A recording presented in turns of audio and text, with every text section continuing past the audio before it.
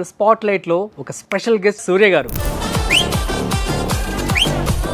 Hi hello నమస్తే, welcome to spotlight with Rajiv on Suman TV.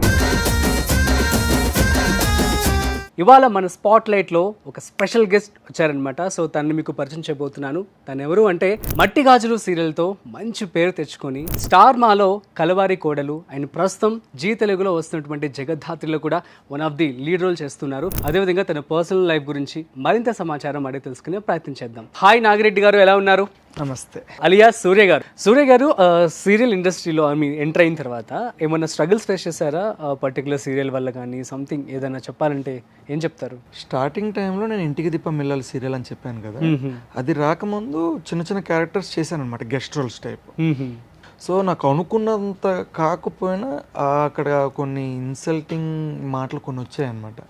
ఏంటి వీడు చేస్తాడా, ఇది నువ్వు ముందు డైలాగులు నేర్చుకో అని నేను చెప్తాను. అంటే నా పెర్ఫార్మెన్స్ వాళ్ళు చూడక తలికే నా గురించి ఇన్సల్టింగ్ అనేది మాట్లాడారనమాట. అంటే నా dressing style, what ever it is, ఏదైనా సరే మన పెర్ఫార్మెన్స్ అంటే ఏంటి, డ్రెస్సింగ్ స్టైల్ బాగా ఉంటే వాళ్ళు డ్రెస్సింగ్ స్టైల్ ఆర్ అదేదో మన లక్కీ భాస్కర్లో చెప్తాడు, రెస్పెక్ట్ కావాలంటే మన ఒంటి మీద బంగారం చూసి ఉండ.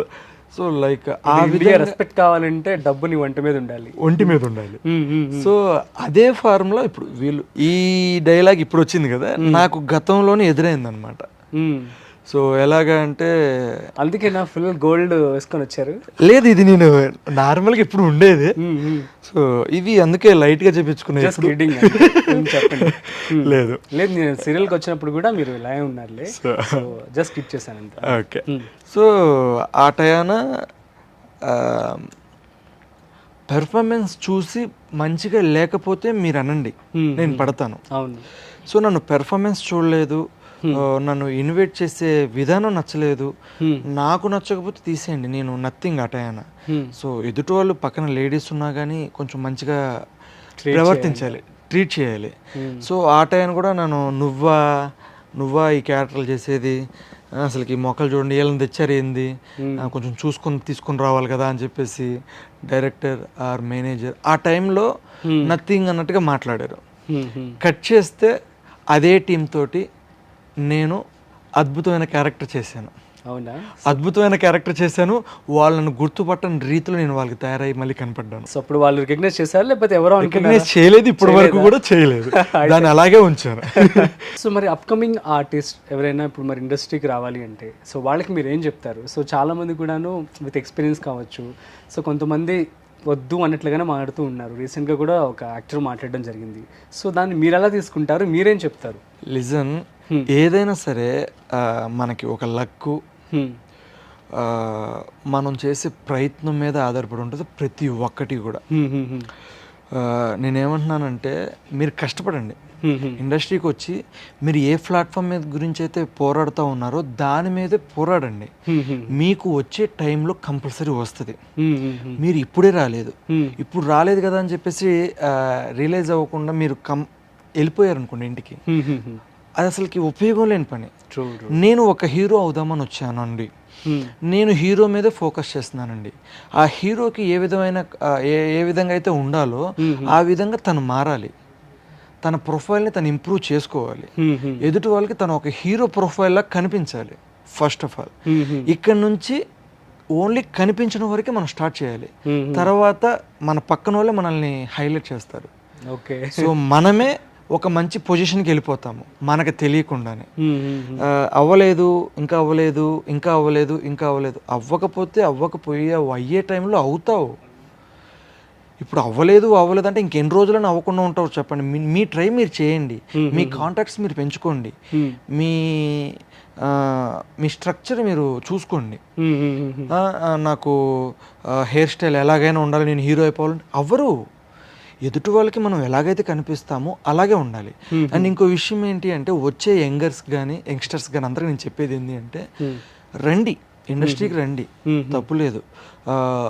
మీరు ఎంతైతే కష్టపడతారో దానికి ఫలితమే మీకు వచ్చే characters, main characters, support characters, character artists, junior ఆర్టిస్టులు, ప్రతి ఒక్కరికి కూడా ఒక్కొక్క హిస్టరీ ఉంటుంది. ఈ హిస్టరీలన్నీ ఆ హిస్టరీలో మనది కూడా ఒక హిస్టరీ కావాలని చెప్పేసి మనం పోరాడితేనే ముందుకు రాగలుగుతాం. మనకి ఎవరు లేరులే, మనకి ముందు లేరు వెనక లేరు అని చెప్పేసి మనం కింద మీద పడి ఒకళ్ళ మీద నిందలేసి చాడీలు చెప్పి నన్ను వాళ్ళు వెనకాల తొక్కేశారు, వీళ్ళు ముందుకు తొక్కేశారు, ఒకళ్ళ మీద చెప్పుకుంటా పోతే మనం ఎప్పుడు బాగుపడం. ఆబ్వియస్లీ తొక్కితే తొక్కారు, నువ్వు లేచి మళ్ళీ స్టార్ట్ అప్ ఏమైంది, ఎక్కడికి పోతాం. ఈ ఫార్ములా అనేది ప్రతి ఒక్క యంగ్స్టర్ అనుకుంటే వాళ్ళు ఏ డిపార్ట్మెంట్లో అయినా, మన 24 క్రాఫ్ట్స్ ఏ డిపార్ట్మెంట్లో అయినా సరే వాళ్ళు రాణించగలుగుతారు. So thank you so much Surya garu. So చాలా విషయాలు మీరు మాతో పంచుకున్నారు. సో మా ఆడియన్స్ అందరికీ మీ యొక్క జర్నీ ఒక ఇన్స్పైరింగ్గా ఉంటుందని చెప్పి మనస్ఫూర్తిగా కోరుకుంటున్నాను. సో ఒకప్పుడు 5-6 years ago ఫోటో చూసి ఇప్పుడు చూస్తే సో ఒక రియల్ ఇన్స్పిరేషన్ అనే చెప్పుకోవచ్చు. అంటే మీరు నెవర్ గివ్ యాటిట్యూడ్కి so hats off, all the best. Thank you. నువ్వు నాకు ఆల్రెడీ ఫ్రెండు కాబట్టి మీరు పిలవగానే నేను వచ్చాను. Thank you so much. నేను చాలా టైం నుంచి చూసుకుంటూ మీకు ఈ డేట్ ఇచ్చాను అనమాట. అండ్ థ్యాంక్ యూ నా గురించి బయటికి చెప్పదలుచుకున్నందుకు.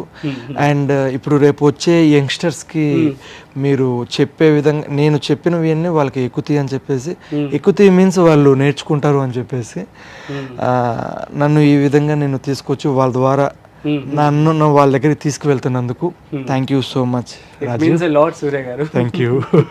సో ఇది గైస్ ఇవాల్టి special interview with actor Surya garu. మరొక స్పెషల్ ఇంటర్వ్యూతో మళ్ళీ కలుద్దాం. అంతవరకు చూస్తూనే ఉండండి Suman TV. This is Rajiv signing of.